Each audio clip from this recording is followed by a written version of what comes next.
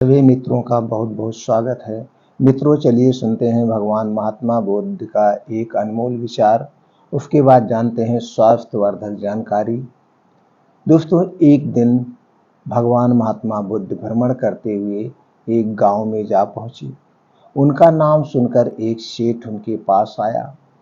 महात्मा बुद्ध के लिए तरह तरह के स्वादिष्ट भोजन का थाल लाया था। बुद्ध ने थाल की ओर देखा और खाना खाने से इनकार कर दिया। इतने में कुछ देर बाद एक लोहार वहां आया। वह जौ की 2 रूखी सूखी रोटियां लाया था। भगवान महात्मा बुद्ध ने वो रोटियां ली और बड़े आनंद के साथ खाने लगे। सेठ ने आश्चर्य से बुद्ध की ओर देखा। उसे बड़ा बुरा लगा। कहा, वह कहाँ लोहार, कहाँ उसका लाया भोजन, और कहाँ लोहार की 2 मोटी मोटी रोटियां। जब बुद्ध भोजन कर रहे थे तो सेठ से रहा ना गया। उसने कहा, महाराज, यह कहाँ का न्याय है? यह कहाँ का न्याय है कि मैं पहले खाना लाया और इतना बढ़िया खाना लाया, पर आपने उसे लेने से इनकार कर दिया और इस लोहार की रूखी सूखी रोटियों को प्रेम से आप इसे खा रहे हैं। बुद्ध थोड़ा रुके, फिर बोले, इस लोहार की कमाई अपनी मेहनत की कमाई है, पवित्र कमाई है, जबकि तेरी कमाई तेरे पसीने की नहीं है। उसे पवित्र नहीं कहा जा सकता है। सेठ ने कहा, नहीं जी, ऐसा नहीं है। बुद्ध ने कहा, तो स्वयं ही देख लो।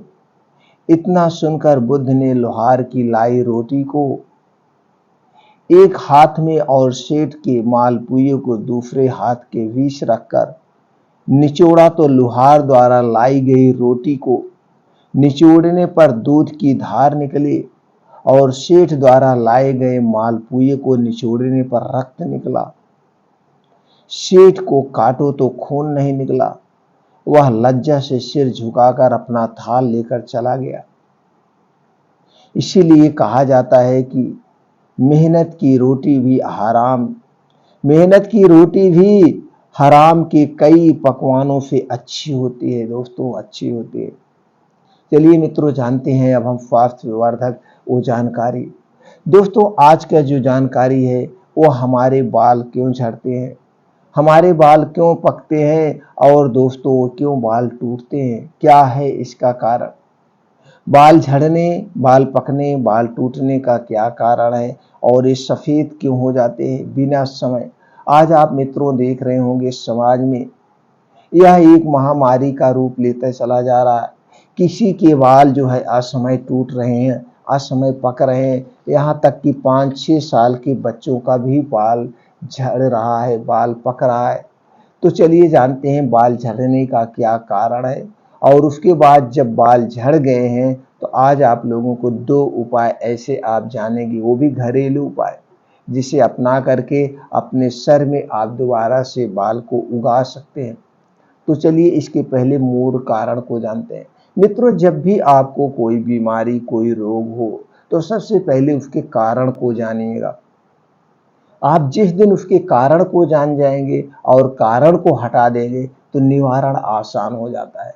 इसलिए सबसे पहले कारण को जानना चाहिए। आमतौर पर कम उम्र में बाल सफेद होने का कारण मेलेनिन है। मेलेनिन एक रंग द्रव्य है, यानी मेलेनिन के कारण ही बाल के रंग काले होते हैं। मेलेनिन एक पिगमेंट है जो आंख, बाल और स्किन की रंग और चमक को बनाए रखता है। जब शरीर में मेलेनिन कम बनने लगे या मेलेनिन की कमी होने लगे तो बालों का रंग सफेद होने लगता है। शरीर में जितना अधिक मेलेनिन रहेगा, बालों का रंग उतना ही गहरा काला होगा। मेलेनिन स्किन, आई और बाल में पिगमेंटेशन प्रदान करता है। यह सूरज से निकाले हानिकारक अल्ट्रावायलेट किरणों से रक्षा करता है। यह सूरज की रोशनी के कारण क्षतिग्रस्त होने वाले हेयर सेल्स का रोकथाम करता है। मेलेलिन को शरीर में बढ़ाया जा सकता है। कुछ तरीकों को अपनाकर शरीर में मेलेनिन को बढ़ाया जाता है। कुछ एसेंशियल ऑयल हैं जिसके इस्तेमाल से मेलेनिन को बढ़ाया जा सकता है और बालों को सफ़ेद होने से रोका जा सकता है। लेकिन इसके लिए सिर्फ तेल ही काफ़ी नहीं है। बालों को सफ़ेद होने के से रोकने के लिए हेल्थी डाइट भी ज़रूरी है और कुछ बुरी आदतों को छोड़ना ज़रूरी है। इसके लिए सिगरेट, शराब, आज की लाइफ स्टाइल जो है और जो प्राकृतिक नियम हमारे गड़बड़ हो गए हैं, इन्हें हमेशा के लिए बाय बाय करना होगा और तनाव, चिंता और अवसाद को दूर भगाना होगा। ये सारे कारणों को आप छोड़ना होगा। कुछ और छोटे मोटे कारण हैं जिसे आप जानने की ज़रूरत है दोस्तों। पहले जानते हैं हमारा शरीर कैसे बना है। हमारा शरीर 5 तत्वों और हमारे शरीर में 3 दोष पाए जाते हैं, वात, पित्त, कफ। ये वात, पित्त, कफ और 5 तत्व एक दूसरे से संबंध रखते हैं। अगर हमारे शरीर की पोषक तत्वों की कमी हो जाती तो भी हमारे शरीर में भी बीमारियां उत्पन्न होती है। और हमारे शरीर के 3 दोष, अगर कोई भी दोष गड़बड़ हो गया तो भी हमारे शरीर में बीमारियां होती हैं। अब हम जानते हैं हमारे शरीर में दोष कब से कब तक रहते हैं। जब हमारा जन्म होता है, जन्म से 14 साल तक हमारे शरीर में कफ प्रवृत्ति ज़्यादा होती है। इस समय कफ बहुत ज़्यादा बनता है और जब 14 साल से 60 साल की उम्र में होते हैं तो हमारे शरीर में दोस्तों पित्त प्रवृत्ति ज़्यादा होती है। इस समय पित्त बनता है और जब हम 60 साल से ऊपर जाते हैं तो हमारे शरीर में वात प्रवृत्ति ज़्यादा होती है। वाह! तो दोस्तों हमें ये ध्यान देना होगा कि हमारा वात, पित्त, कफ ये तीनों बैलेंस में रहे। तो तीनों को बैलेंस में करने के लिए आपको दोस्तों इसे के बारे में जानना होगा कि हम कौन सी ऐसी चीज़ें खाएं, कौन सी ऐसी चीज़ें ना खाएं जिसकी वजह से हमारा वात, पित्त, कफ तीनों बैलेंस में रहे। और ये तीनों चीज़ें आपके खान पान, आपके प्रकृति के नियम, आपके पानी पीने के नियम पर यही डिपेंड करता है।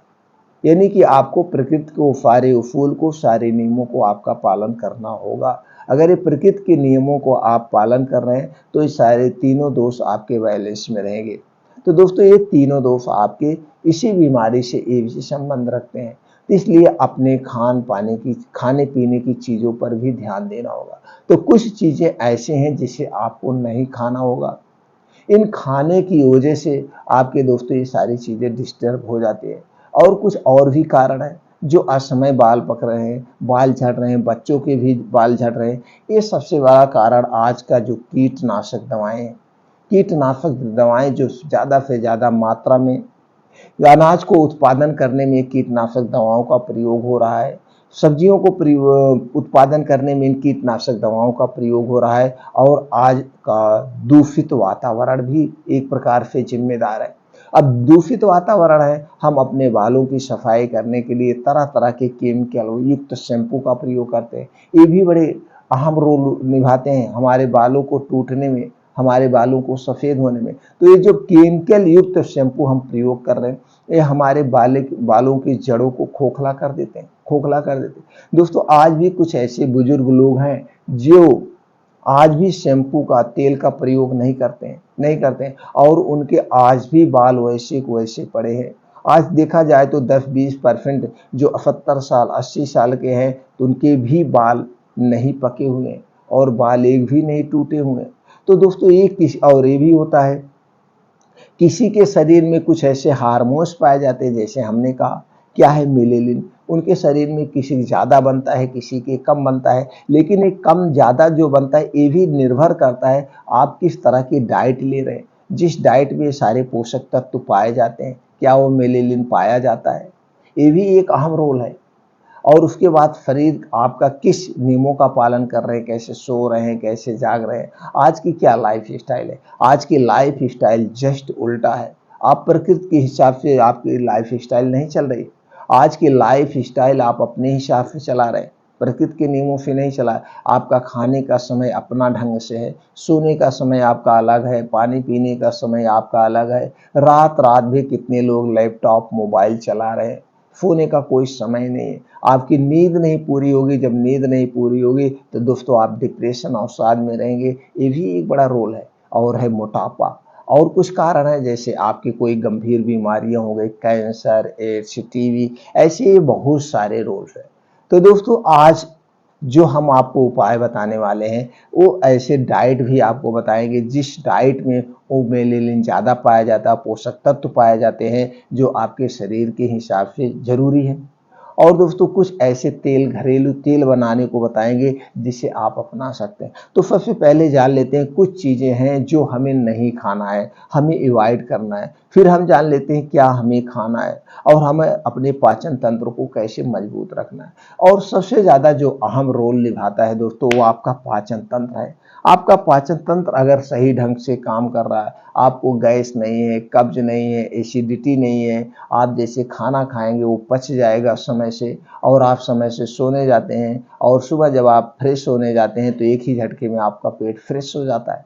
तो जितना बढ़िया पाचन तंत्र होगा उतना बढ़िया आपका स्वस्थ होगा। तो आपको अपने पाचन तंत्र को मेंटेन रखना पड़ेगा। अब अपने पाचन तंत्र मेंटेन रखने, आपका पाचन तंत्र मजबूत रहे, तो इसके लिए कुछ चीज़ें हैं जिसे आपको नहीं खाना होगा। ये सारी चीज़ें आपको हमेशा पाचन तंत्र को बीमार कर देगी, और जब आपका पाचन तंत्र ही बीमार रहेगा तो दोस्तों आपको बीमारियां घेरेगी। इसके लिए कुछ चीज़ें हैं आपको अवॉइड करना है। चलिए जानते हो कौन सी चीज़ें हैं जो हमें नहीं खाना है। दोस्तों आपको चीनी से बनी हुई कोई चीज़ नहीं खाना है। मैदा से बनी हुई कोई चीज़ नहीं खाना है। मैदा बनता गेहूं से ही है, लेकिन उस पर ऊपर की एक लेयर हटा ली जाती है जिसमें फाइबर पाया जाता है, और जब उसमें फाइबर ही नहीं रहा, वो चिकनापन हो गया, और हर एक चिकनी चीज़ हमारे पेटों में जाकर पेटों को बीमार करती है, आंतों को चिपक जाती है, जिससे हमें कब्ज, गैस, एसिडिटी रहता है।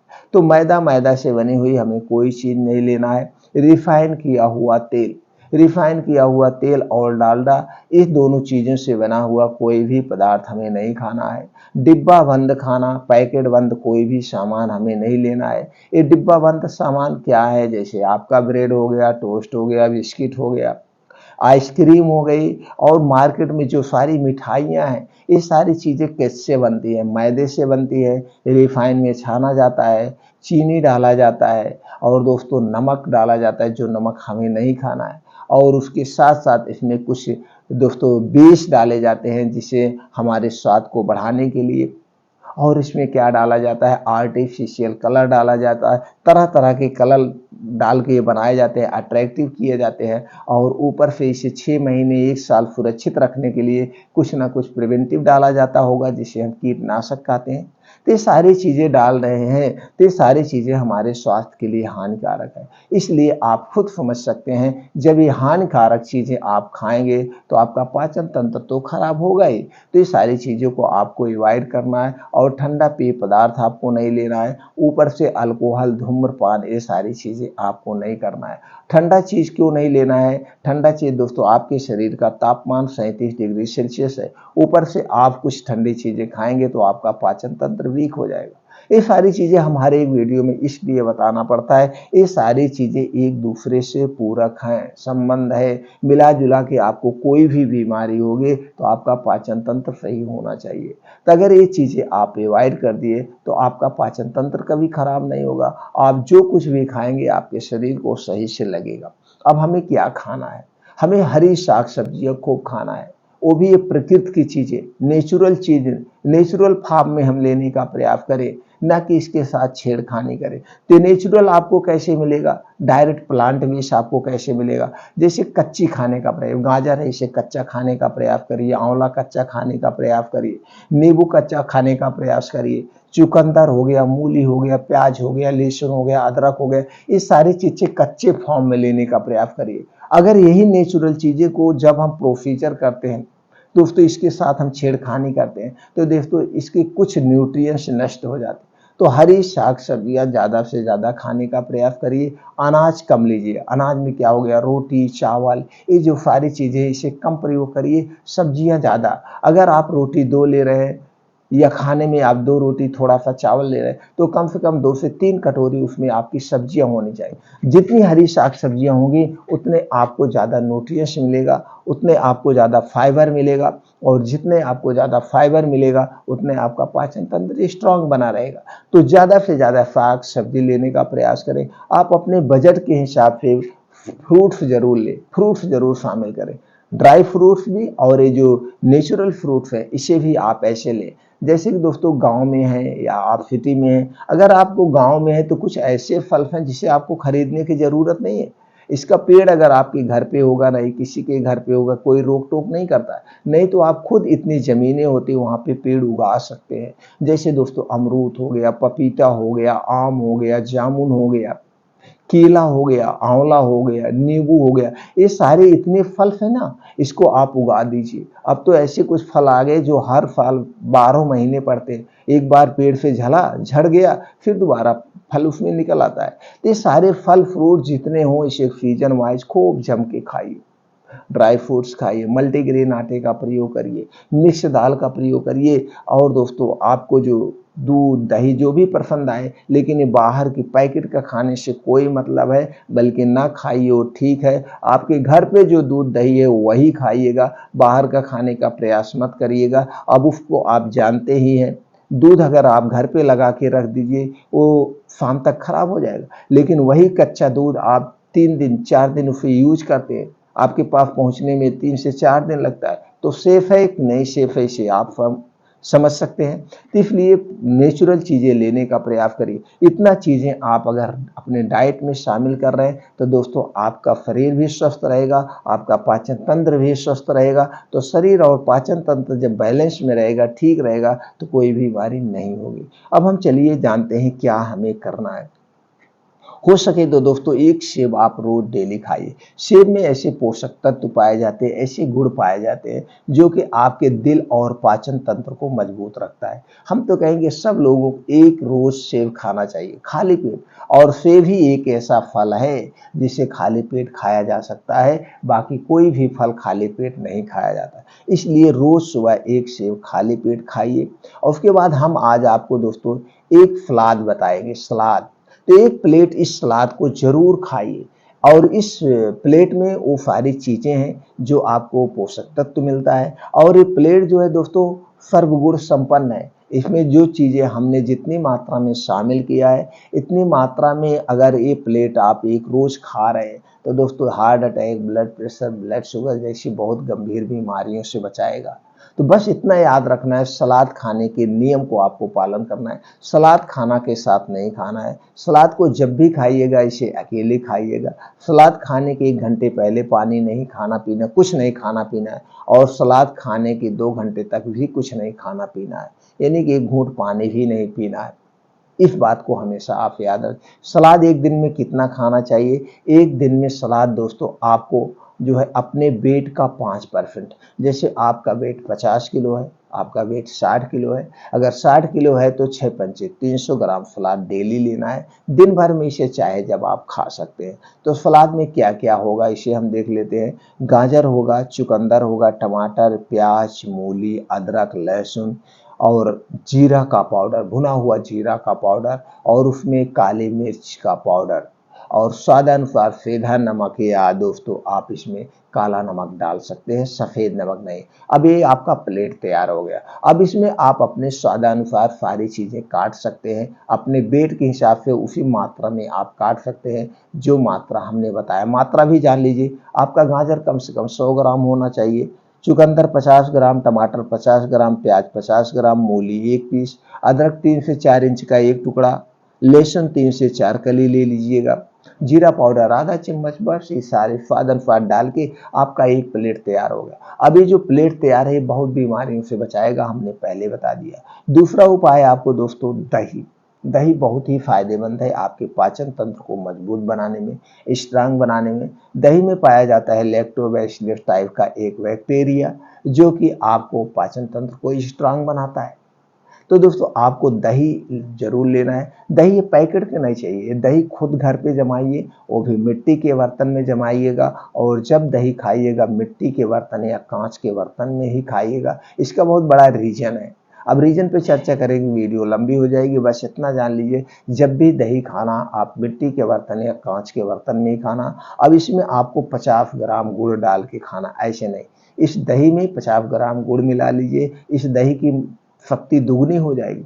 और गुड़ में दोस्तों कैल्शियम और आयरन प्रचुर मात्रा में पाया जाता है। कैल्शियम और आयरन प्रचुर मात्रा में पाया जाता है। तो आपको इस दही को कब खाना है, तो दही को आप खाना खाने के आधे घंटे बाद या 40 मिनट बाद दिन भर में चाहे जब खा सकते हैं। वैसे खास करके दही दोपहर में ही खाई जाती है, तो अति उत्तम है। अब आपने ये कर लिया, तो दोस्तों अब आपको एक पाउडर बनाना है। इसमें ये आयुर्वेदिक पाउडर है, इस पाउडर में वो सारे पोषक तत्व पाए जाते हैं। इसमें क्या लेना है, त्रिफला चूर्ण 100 ग्राम लेना है, जो आपको मार्केट में मिल जाएगा। शतावरी का चूर्ण आप लेना है 50 ग्राम, काला तिल लेना है 100 ग्राम, अलसी का बीज लेना है 50 ग्राम। काला तिल और अलसी के बीज को लाइएगा, इसे अच्छी तरह से सुखाने के बाद इसे भूनना है, भून लेना है, स्लो आंच में इसे भूनना है। भूनने के बाद इसका पाउडर आप बना लेंगे। अब वो शतावरी चूर्ण, त्रिफला चूर्ण का पाउडर, इस चारों चीज़ों का पाउडर आप एक में मिला करके किसी भी कांच के डिब्बे में आपको रख लेना है। किसी कांच के डिब्बे में आप इसे रख दीजिए। अब इसको पाउडर कैसे लेना है, एक एक चम्मच, दोस्तों एक एक चम्मच आप इसे लेंगे, 2 चम्मच कर दीजिएगा आप अपने वेट के हिसाब से।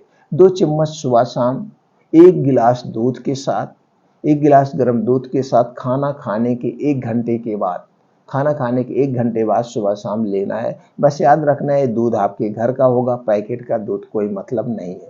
अब दोस्तों लगाने के लिए आपको क्या बनाना है, ये भी एक चूर्ण बना लेना है और इस चूर्ण से आपको बालों की जड़ों तक इसे मलना है। क्या लेना है, आंवले का चूर्ण लेना है 150 ग्राम, सीकाकाई 100 ग्राम, कपूर कचरी 100 ग्राम, नागर मोथा 100 ग्राम, रीठा 40 ग्राम, कपूर 40 ग्राम। ये सारी चीज़ें लेने के बाद इसे एक में मिला करके आप चूर्ण बना लेंगे। चूर्ण बनाने के बाद अब इसी में से ये जो आपका चूर्ण रेडी है, इसे किसी बड़े डिब्बे में, कांच के डिब्बे में बंद करके रख लीजिएगा। अब इसी में से 50 ग्राम चूर्ण लेना है, 400 ग्राम पानी लेना है। 50 ग्राम चूर्ण और 400 ग्राम पानी में से 15 से 20 मिनट तक भिगोकर आप रख दीजिएगा। भिगोकर रखने के बाद अब इसके बाद इसी में से छान करके आपको ये जो पानी है, चूर्ण वाला पानी, इसी से बालों को जड़ों में मलना है। इसी को ऐसे मल करके आप छोड़ दीजिएगा कुछ देर के बाद उसे जो है सतरीठा या किसी से धुल लीजिएगा, या पानी से ही धुलना है, किसी शैम्पू का प्रयोग नहीं करना है। ऐसे धुल दीजिएगा, वो अपने आप बाल साफ हो जाएगा। अब उसके बाद एक आपको तेल बनाना है। तेल आप अपने घर पे बना लीजिएगा। ये तेल बहुत ही गुणकारी है। तेल में क्या होगा, चमेली का पत्ता 50 ग्राम, चित्रक पत्ता 50 ग्राम, लाल कनेर का पत्ता 50 ग्राम, करंज का पत्ता 50 ग्राम। ये सारी चीज़ें आपको पंसारी की दुकान पर या आयुर्वेदिक दुकान पर मिल जाएगी, आप वहाँ से खरीद सकते हैं। नहीं तो अगर ये पेड़ पहचान सके तो आपके आसपास से सारे पेड़ पाए जाते हैं, उसका पत्ता तोड़ लाइए, पत्ते को तोड़ करके इसे सुखा लीजिए। सुखाने के बाद उसका आपको पीस कर रख लेना है, चूर्ण बना लेना है, चूर्ण बना लीजिए।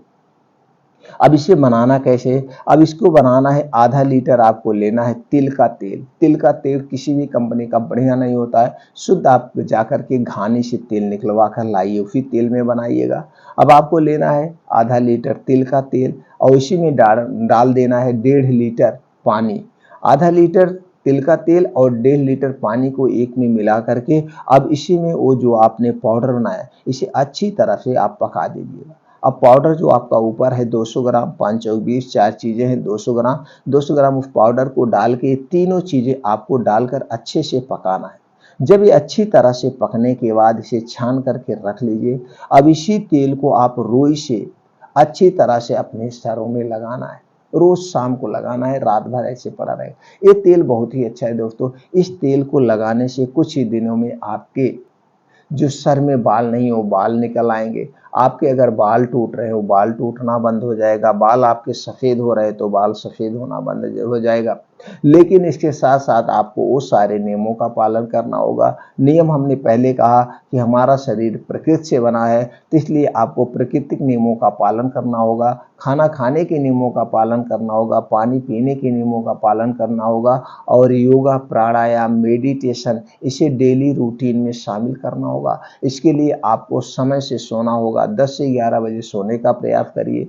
5 से 6 घंटे नींद, आपको गहरी नींद चाहिए ही चाहिए। और सुबह उठने के बाद गुनगुना पानी पीना और जाकर के 5 बजे से 7 बजे तक इस नियम को जरूर करिएगा। 5 बजे से 7 बजे ये 2 घंटे का समय आप अपने लिए दीजिएगा। इसमें योगा, मॉर्निंग वॉक, मेडिटेशन ये सारी चीज़ें आपको करना है। अब भाई जब 2 घंटे सूर्य की धूप में बिताएँगे, सुबह-सुबह जाएँगे तो इसमें आपको आधे घंटे, पौने घंटे सूर्य की धूप भी मिल जाएगी, जिसमें कैल्शियम और विटामिन डी प्रचुर मात्रा में पाया जाता है। तो कभी भी आपके शरीर में कैल्शियम और विटामिन डी की भी कमी नहीं होगी। ये भी ज़रूरी है आपके बालों के लिए। अगर आपके शरीर में विटामिन D3 और कैल्शियम की भी कमी हो गई तो भी आपके शरीर के बाल टूटते हैं। और कैल्शियम, विटामिन D3 हमें सूर्य की रोशनी से 90% तक प्राप्त हो जाता है। 10% हम डाइट से भी कर सकते हैं, यानी 100% आपके सूर्य की धूप से कैल्शियम और विटामिन डी की पूर्ति हो जाएगी। तो दोस्तों इस सारे नियमों का आपको पालन करना होगा। आपको चिंता मुक्त जीवन, सबसे बड़ा जो कारण है चिंता, चिंता कभी नहीं करना है। चिंता मुक्त जीवन आप व्यतीत कीजिए, आपकी सारी बीमारियां खत्म हो जाएंगी।